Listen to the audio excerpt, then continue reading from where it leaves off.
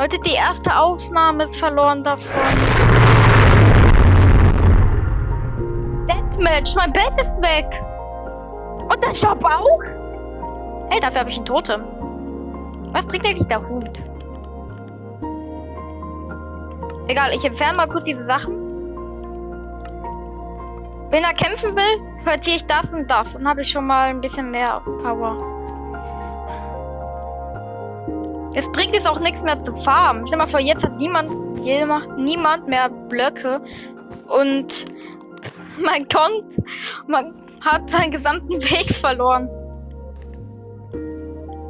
Dann ist man tot. Der Typ hat einen Panzer verlassen. Nee, warte. Ja, die erste Aufnahme ist halt verschwunden. Da hatte ich gute Sachen. Da war sogar ein guter Fight. Ja. Sag mal, ciao.